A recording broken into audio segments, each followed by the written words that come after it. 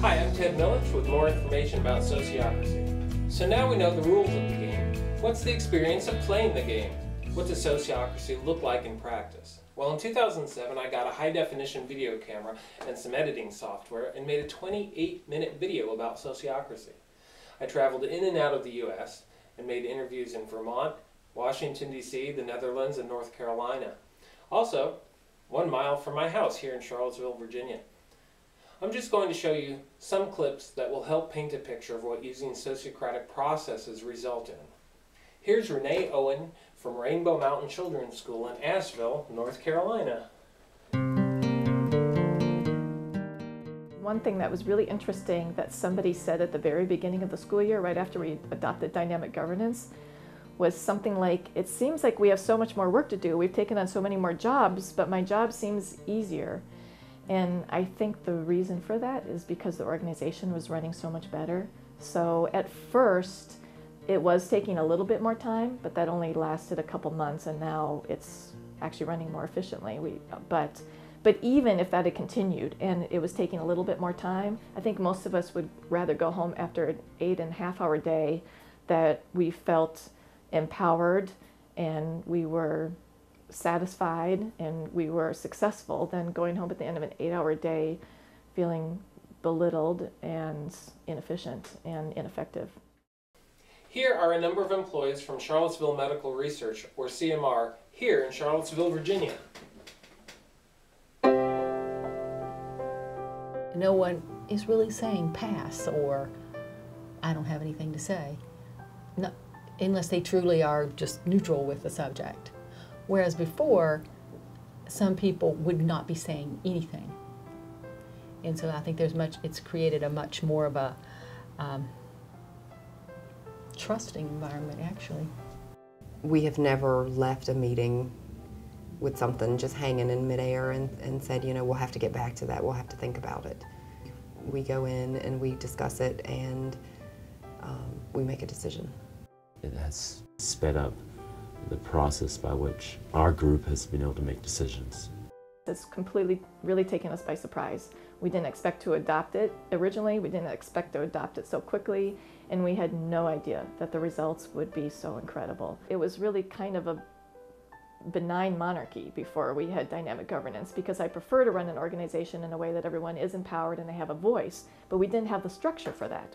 Since we've adopted dynamic governance, it's much easier and more efficient for me to delegate. I'm able to receive information from different committees in a much more efficient fashion. I can't tell you how much more enjoyable my job is. And here's Pete Sleeker, the CEO of Edinburgh Electronics, where Sociocracy was first developed over 30 years ago. My clients, they are convinced that this is the method they want because we have better motivated people. They know that we want to listen to them and that they are not a number or something. Dynamic governance has created a fabulous model because they are watching everybody in our community now work together and everybody's empowered. We're always talking to the kids about being creative. We're always wanting them to be inspired and to use their own intuition and creativity. And now they're seeing a much better model amongst the adults in the organization because we're being more creative and we're working together in a much better fashion than we were before. It's taken us a year to really understand it ourselves to a certain extent, to set up all of our domains, to really understand what is each circle's mission and aim, how it fits with the mission and aim of the company overall, and what is your personal level of responsibility to that circle. Since we adopted dynamic governance, it has been easier for parents to integrate into policy making at the school. Dynamic governance has ended up becoming one large ongoing visioning process at our school. Dynamic governance naturally creates visioning all the time. It's naturally pulling the opinions of all stakeholders at all different times. And here's Bert Lombeck, the principal of the Roombeek schools in Enschede in the Netherlands. In this school and also my former school, the people get more involved. We are more productive, The quality is better. There's less illness by the teachers. There are less problems. The atmosphere is better. It's good for the children, it's good for the parents. A more satisfied staff, including me. I like coming to work. They like coming to work.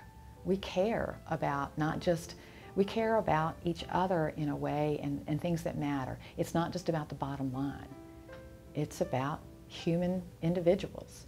And why else are we on this earth? I'm not here to make a dollar for someone. I'm here to make a contribution. I've been in business for 30 years and I haven't run across a better way.